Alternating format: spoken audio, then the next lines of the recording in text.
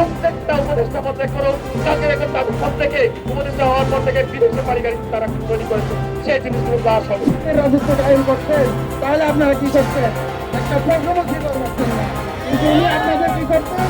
মানবতা দেখায়। দেশের 18 কোটি মানুষ এখন আল্লাহর কাছে যায়, এই উপদেষ্টা প্যানেল ঝরে যাক, জাতীয় সরকার গঠিত হোক।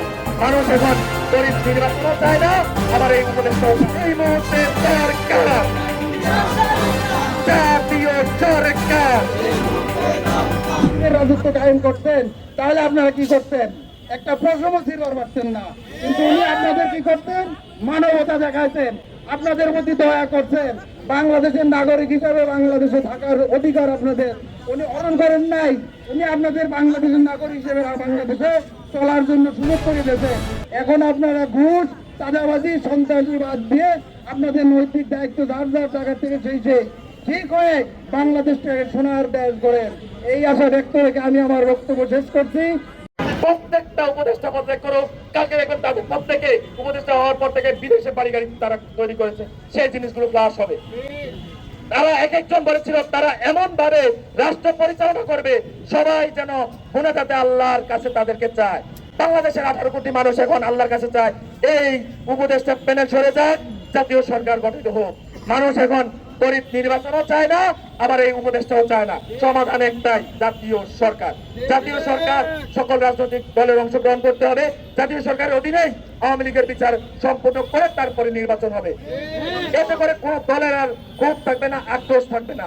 তাই আমরা বলি এই মুহূর্তে দরকার জাতীয় সরকার, তোমার আমার দরকার, ছাত্র জনতার দরকার জাতীয় সরকার,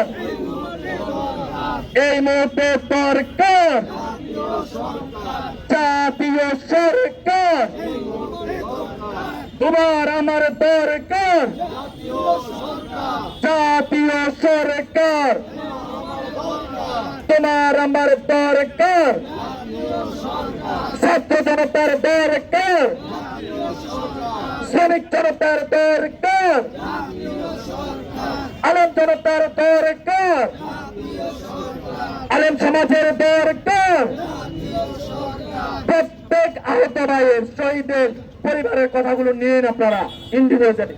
এখন পর্যন্ত কোন আহত ঠিক মতো তারা পুনর্বাসিত হয়নি, কোন শহীদ তার পরিবারকে সম্পূর্ণভাবে পুনর্বাসিত রাষ্ট্র করতে পারে নাই। এটা হলো এই ইন্টারিম গভর্নমেন্টের প্রধান ব্যর্থতা। এখনো আমাদের সেই জুলাইয়ের শহীদের মিছিল ভারী হচ্ছে, এখনো জুলাইয়ের শহীদদের মিছিল এখনো দীর্ঘ হচ্ছে। আপনারা জানেন আজকেও থাইল্যান্ডে, গতকালকেও থাইল্যান্ডে একজন শহীদ হয়েছেন, যার আত্মত্যাগ আমরা কোনোভাবেই মেনে নিতে পারি না। জুলাই ঘোষণাপত্র হয় নাই, কিন্তু আওয়ামী লীগের জামিন হয়ে যাচ্ছে। জুলাই প্রক্লেমেশন ঘোষণা হয় নাই, কিন্তু যাত্রাবাড়িতে আমাদের বোমা ব্লাস্টিং করছেন নিষিদ্ধ ঘোষিত আওয়ামী লীগ। এটা ইন্টারিমকে ব্যর্থতা, এটা ইন্টারিমের ব্যর্থতা। এই ব্যর্থতার দায় তাদেরকে পদত্যাগ করতে হবে, কিন্তু এদের লজ্জা নাই। এরা মধু পেয়ে গেছে, ইন্টারিম মধু পেয়ে গেছে, ক্ষমতার লোক তাদের ধরে গেছে, তাদের পাশায় তেল জমে গেছে।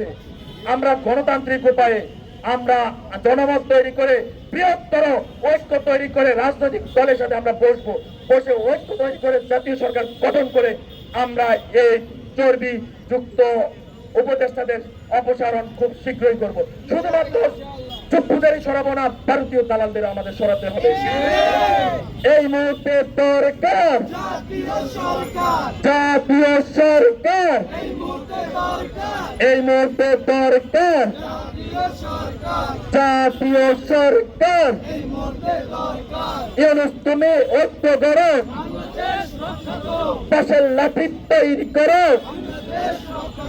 বাংলাদেশ রক্ষা করো।